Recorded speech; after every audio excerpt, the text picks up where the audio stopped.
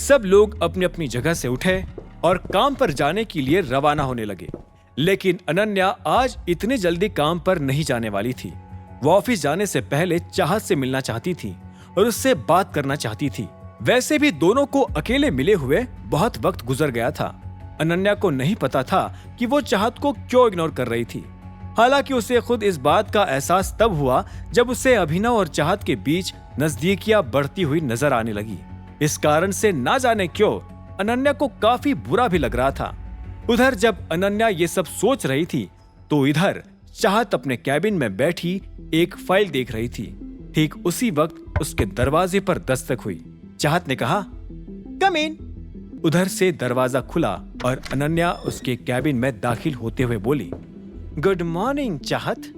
चाहत अनन्या को इस वक्त अपने ऑफिस में देखकर हैरान हो गई। उसने अनन्या को एक पल के लिए देखा और बोली, गुड मॉर्निंग अनन्या, कैसी हो? और पहले तो ये बता कि तू इतने टाइम से कहाँ गायब थी? कहीं नहीं, यही हूँ, बस थोड़ा काम रहता है तो उसमें बिजी थी। अच्छा, चल बता तो, आज फुर्सत से आई है या आज भी किसी काम से ही? चाहत ने मुस्कुराते हुए पूछा और अनन्या को बैठने के लिए कुर्सी ऑफर की। मुझे अपनी दोस्त से मिलने के लिए भी कोई काम निकालना पड़ेगा क्या? जवाब में अनन्या ने कहा और बैठ गई। ये सुनते ही चाहत के चेहरे पर मुस्कान आ गई और उसने कहा, क्या हम अभी दोस्त हैं? अनन्या को इतने ईमानदार सवाल की उम्मीद नहीं थी। उसने अपना गला साफ करते हुए कहा, तुम क्यों ऐसा सोच रही हो कि हम दोस्त नहीं हैं?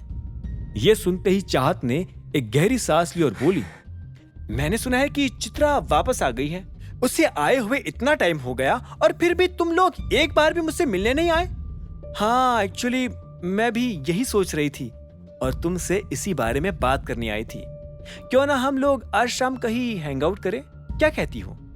अनन्या ने चाहत की शिकायतों को दूर करने के लिए उसे ऑफर देते हुए कहा। चाहत ने हाँ में सिर हिलाते हुए कहा, मुझे कोई दिक्कत नहीं है। अब दोनों के बीच एक खामोशी छा गई थी।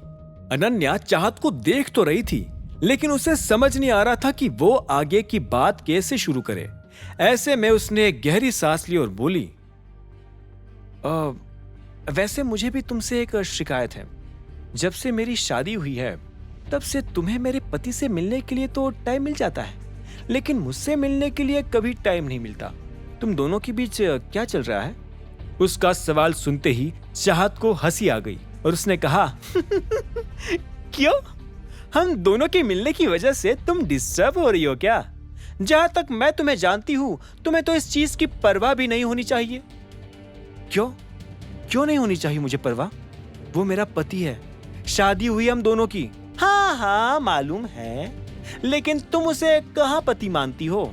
न ही उसके साथ पतियों जैसा क्या, तुम तो उसके साथ इंसानों जैसा व्यवहार भी नहीं करती हो। तो फिर तुम उसे लेकर इतनी परेशान क्यों हो रही हो? यह सुनते ही अनन्या को झटका सा लगा, लेकिन उसने अपने आप को शांत रखा और बोली, हाँ, लेकिन तब भी वो मेरा पति है और तुम उसे मुझसे यूं छीन कर नहीं ले जा सकती। यह सुनते ही चाहत ने अनन्या को एक पल के लिए देखा और बोली, मैं क्यों नहीं ले जा सकती? यह बात सुनते ही अनन्या के गाल गुस्से से लाल हो गए थे। उसे जो शक था वो अब सच में बदलता दिख रहा था। अनन्या ने कहा, ठीक है, तो फिर शाम को मिलते हैं।